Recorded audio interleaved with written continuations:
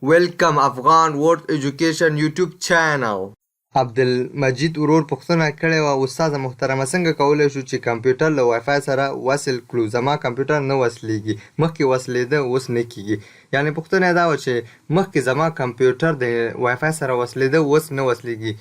دې علت څه شی ده زه به دلته تاسو ته علت وښیم وصلولو طریقه خو اول موږ سره دا ده که نه زه وای فای ته راځم وای فای ته زه راځم دلته وای فای زه فعلا اوس کنیکټ یم ډسکنیکټ وهمه ما سره ډسکنیکټ شو وای فای زه بیرته وهمه کنیکټ ما سره په دغه اسان طریقې باندې وصلیږي یوه طریقه یې دا ده ها که چیرې اوس دلته پوښتنه دا ده چې مخ وصلېده اوس نه وصلیږي علت یې چې دی علت یې دوه علته کیدی شي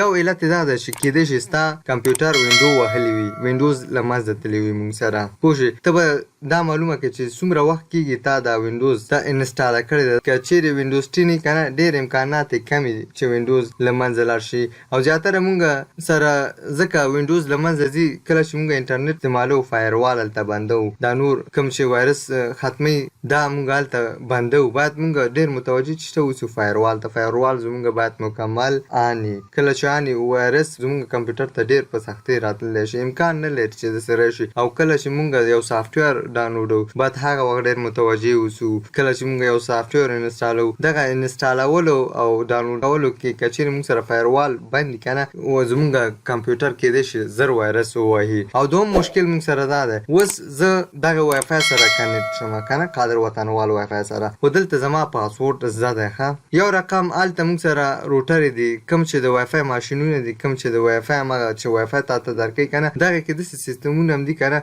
هلته تار راجستر کیږي ښه یو زما د وای فای پاسورډ یاد دی که نه او که چیرې زما پاسورډ یاد وي او زه هلته د وای فای روټر کې راجستر نه یم پوه شوې کوم ماشین چې دی هغې کې زه راجستر نه یم خو بیا هم ما سره ګوره زما انټرنټ زما وای فای کار نه کوي کنیکټ به شي خو هلته مونږ سره کار به نه کوي متوجه خو هستې که نه باید ته هلته دوه سټیپه دي هغې ته چې کله وای فای سره هلته ته کنیکټ کېږي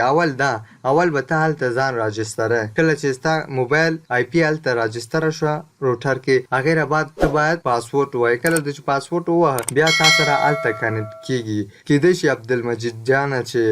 تا سره وینډو له منځه تلي امکان د دې ډېر شته که چیرې ستا ستونزه حله نه شوه بیا ته کولی شې ما ته د وټساپ د لارې یو میسج راته وکړې سمه ده که چیرې کومه پوښتنه تاسو لرئ په کمنټ کې راته ولیکئ